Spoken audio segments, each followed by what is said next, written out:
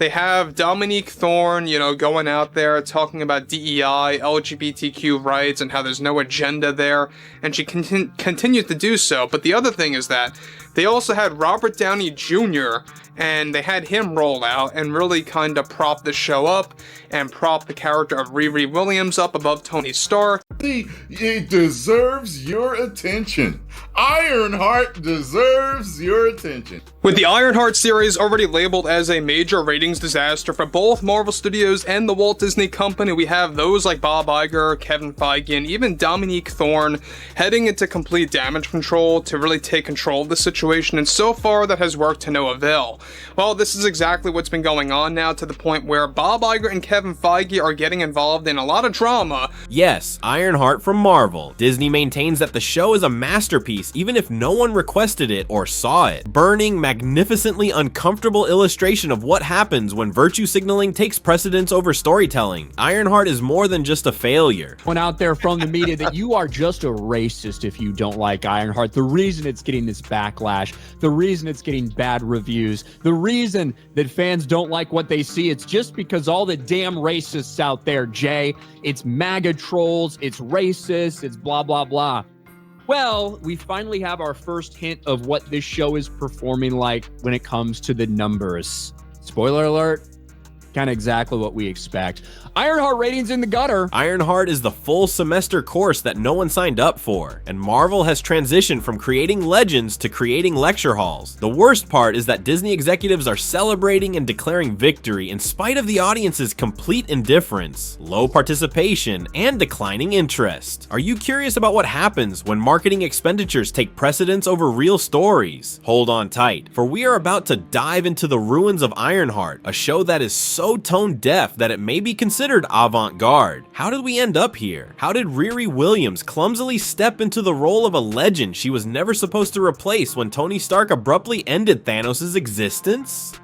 Now, focusing on the whole situation between Bob Iger, Kevin Feige, and RDJ and exactly what's going on here in the midst of the ratings disaster, well, it only gets worse for Marvel at this point, because you guys may recall when they forced Robert Downey Jr., they made a deal with him to take part in the press tour to prop up Riri Williams, played by Dominique Thorne, on multiple talk show programs out there, a lot of which were, of course, affiliated with Disney. We'll talk more about that down the road. The fundamental problem is straightforward. Ironheart was never truly in demand, not even in casual pop culture circles, not in the comics, and not in the fan base. She was a product made in a boardroom to fulfill requirements rather than to inspire. Her run in the comic books? Twice canceled because of lack of interest. Disney, however, continued, acting as though Riri was the logical successor to the Iron Man franchise. Fans, however, are aware that you cannot Photoshop passion or fake legacy. The Iron Man storyline was a masterwork of character development, the arc of Riri. It resembles a Wikipedia article that has been expanded into a 6-episode television series. And it's like the real Tony Stark, it's like back somehow,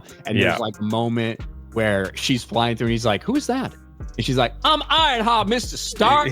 And he's like, I like that girl.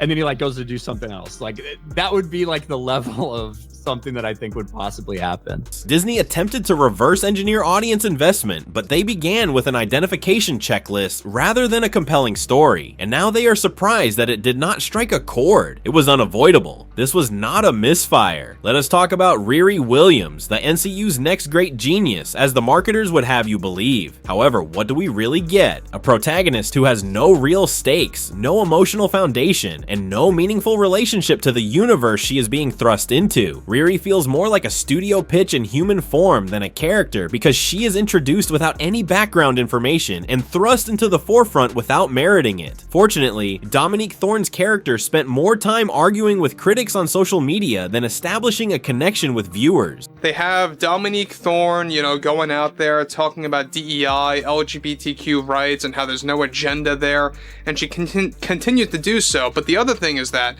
they also had Robert Downey Jr., and they had him roll out and really kind of prop the show up and prop the character of Riri Williams up above Tony Stark. A prime example of forced relevance is Riri. Instead of developing her, the writer simply exhorts you to love her. She is constantly reminded of her intelligence without providing an explanation. Shallow speeches on inequity, with no development or susceptibility. Despite her armor, she is an emotionally detached persona. Marvel once created iconic figures. Tony Stark and Steve Rogers are examples of characters that bled, grew, failed, and changed. She simply walks up wearing a Wakandan outfit and knowing what it takes to be a hero on Wikipedia. Riri.grit, arc, and soul are absent. Because real narrative cannot be replaced by technology, sass, or hashtags, audiences can sense that. Let us now focus on Bob Iger, the man behind the curtain. The CEO of Disney is completely losing control of the company. What does Bob do as Ironheart spirals? He refuses to admit the show's shortcomings or the gap with viewers. No, he employs the corporate playbook's oldest trick, the news release. A shiny, pointless public relations statement asserting that Ironheart is a huge success and that everything is proceeding as planned. It is absurd. It is like claiming to be innovative when you see someone rearranging the deck chairs on the Titanic. Fan response is overwhelmingly negative and the viewership figures are concealed. Despite this, Disney continues to maintain the narrative that the company is doing well,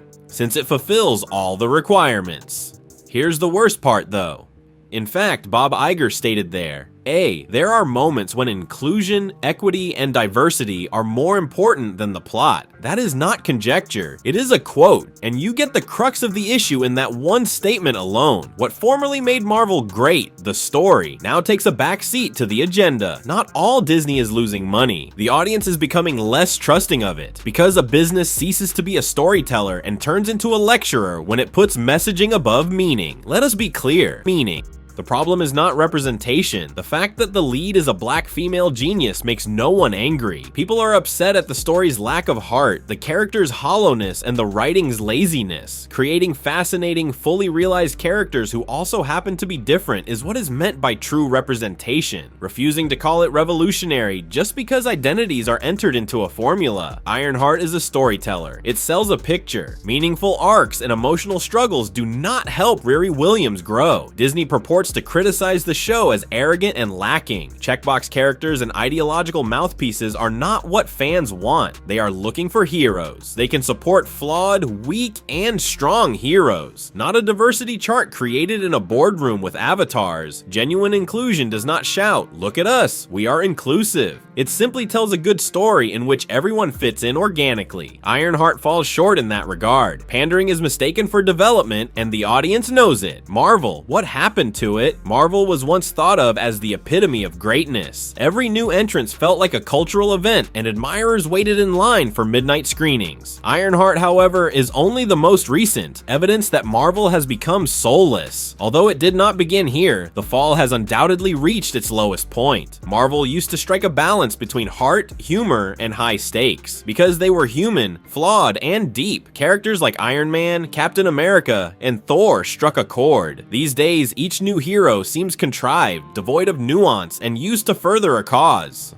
The audience is sensing that the formula is broken. Examine the figures. The ratings are declining. The merchandise is not moving. The fandom is divided. Furthermore, the facts cannot be altered by TikTok campaigns, forced hashtags, or post-release interviews. Marvel is no longer producing stories. Preaching is what it is. Let us eliminate this argument's weakest point. You must be sexist or racist if you do not like Ironheart. No, simply put, no. Ironheart's rejection is not due to a lack of tolerance for a black woman dressed in a suit. Because it is poorly written, flimsy, and disconnected from what originally made Marvel unique, they are rejecting it. Supporters are not racists. They are worn out, weary of interminable lectures masquerading as plots. I am sick of being made to feel bad for wanting to escape. They are fed up with their favorite franchises being used as a social affirmation tool. When criticism is brushed aside as hate, artists cease to grow. That is how you get a show like Ironheart, where the true diversity, the diversity of storytelling, style, and thought, thought is totally absent. Trolls are not the source of the backlash. It comes from comic book enthusiasts, movie fanatics, lifetime fans, and yes, members of the same groups the show purports to represent. They are not requesting less involvement. Better inclusiveness is what they are requesting. They prefer complex characters over mouthpieces, due to the fact that they live in a bubble, a self-satisfied echo chamber where mediocrity is praised, disagreement is viewed as bigotry, and criticism is viewed as hate, as long as it fulfills the necessary requirements. What fans watch is not seen by executives. What fans read is not read by writers. These series creators do not give a damn about legacy, character arcs, or continuity. They are interested in virtue points and Twitter trends. The result of Hollywood hiring people based on their identification rather than their talent is Ironheart. When CEOs mistake representation for replication, and when ideology takes precedence over the plan, putting a new face on the template of a successful character, and H fans notice, but no one else does. They always do. And Marvel intensifies rather than taking a moment to examine itself. The fans are held accountable. It all comes down to respect for the original material, originality, and craftsmanship. Once, Marvel provided us with characters that were worthy of their position, who fought, matured, and motivated. All of that is omitted by Ironheart, providing a phony substitute rather than a deserving heir. And admirers, they do not believe it. They love quality, not because they are afraid of change. They are drawn to soulful storytelling, characters with nuance, as well as worlds that accept them. Give them a lecture. The solution is simple. Employ authors with a passion for the lore. Create characters from scratch. Give up chasing hashtags. Begin following your passion. Ironheart and similar series will continue to collapse and burn until that time. Not because of the character's personality, but rather because of how unconcerned the people who support her are. And viewers, they will continue to leave. They remember when Marvel offered them something to believe in, not because they are hateful.